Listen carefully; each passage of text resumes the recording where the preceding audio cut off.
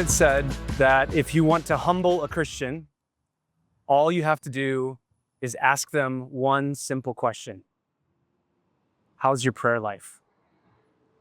That may be true, but I'd argue that there's another question that is just as humbling. Do you know what it is? Well, it isn't how many verses from Leviticus can you quote, though I myself did work on one just to make sure I could. It's Leviticus 19:2.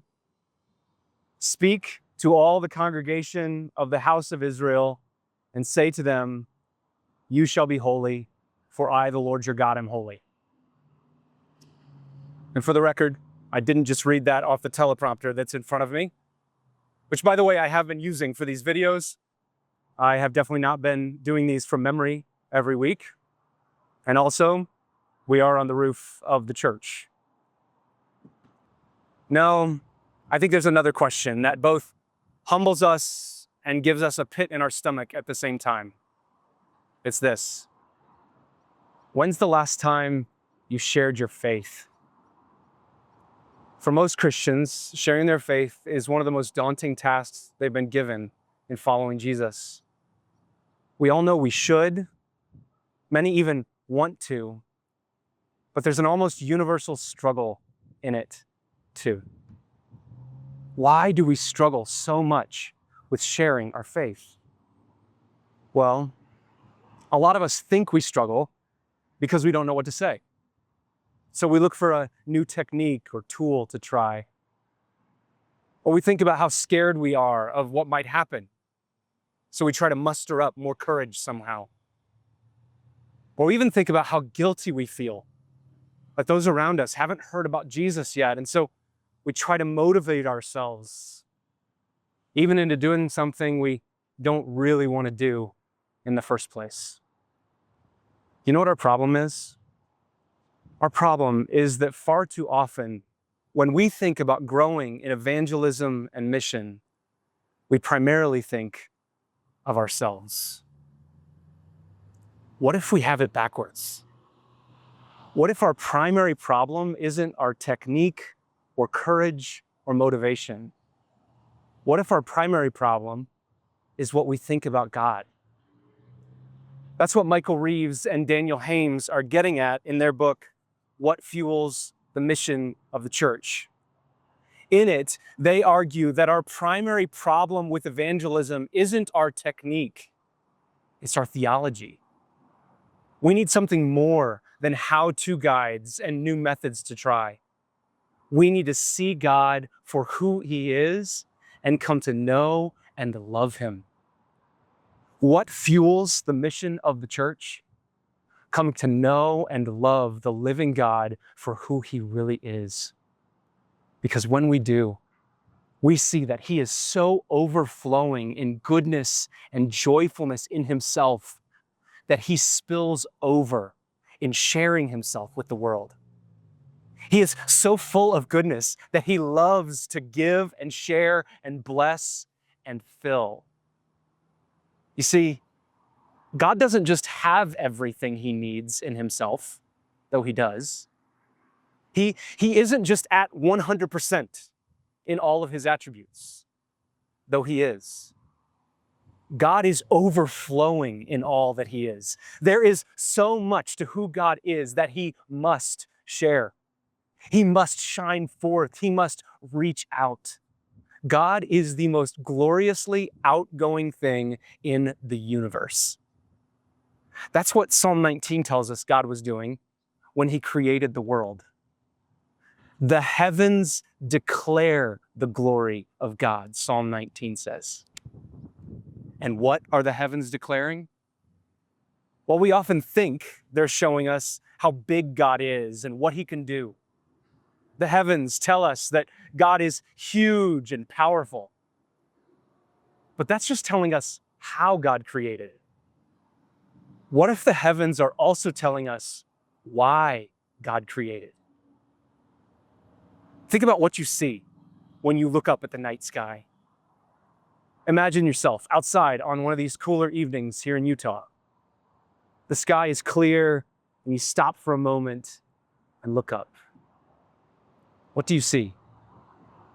You see that God didn't just put 1 or 2 stars in our night sky. He put thousands. And those are just the ones we can see.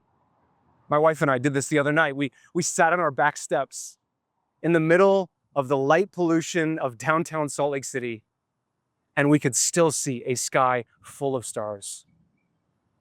If we drove out in the Uintas, we'd have seen thousands more. Then there are still millions and billions more that we can't see and haven't seen because they haven't even been discovered yet. All of them just shining and declaring the glory of God, one after another. One star, our sun, is enough to supply our planet with all the light and life it needs. But God did way more than that in creating the heavens. Why? Because he is overwhelmingly and overflowingly generous in all that he does. And that isn't just seen in creation. It's most clearly seen in the good news of God's love on display in Jesus Christ. You see, Jesus Christ is God showing us what he's like. Jesus is the exact imprint of God's nature. He is the radiance of the glory of God. When God wanted to display what he is like, he didn't just pass on information to us. He didn't send an expert lecturer or a gifted commentator. He sent God the Son, reaching out to us to be known by us. Jesus is God with us. I love how Reeves and Hames put it in the longer version of their book. It's entitled God Shines Forth. They say, Jesus is God shining, going out from the Father in radiant revelation to give himself to us. He is God's face turned toward us, God's name dwelling with us, and God's glory flashing upon us. Jesus shows us a God who is fundamentally outgoing, outshining, and self-giving. And at the cross, he is life-giving, even in the face of death and sin. He says to us, "This is who I am. All that I am, I give to you, and all that I have, I share with you." And the more we come to see and know and love the God who is like that, the more we can't help but share him with those around us. The Puritan author Richard Sibbes talks about how when God shows us who he truly is, he's like the sun shining into the stillness of the morning, waking sleeping birds and causing them to sing. Just moments before, everything was dark and cold. The birds were silent, hunkered down in their comfortable nests, asleep. But then the sun begins to shine and warms the birds. And what do the birds do? They awaken and begin to flap their wings, and they start to sing. The same thing happens to us when our souls are dark and cold. We are just as quiet and comfortable as sleeping birds before dawn. But then the Son of Righteousness rises with healing in his wings. And the light of the glory of God in the face of Jesus Christ shines on us and begins to warm our souls. Listen to how Richard Sibbes put it.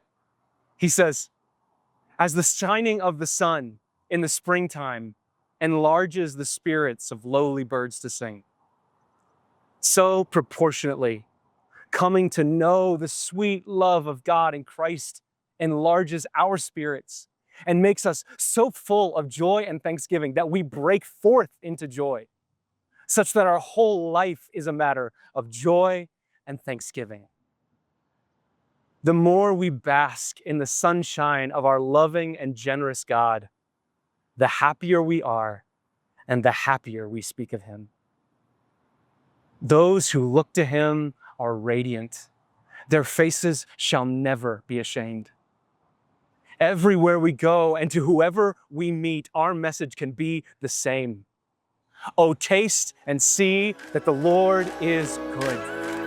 Blessed is the one who takes refuge in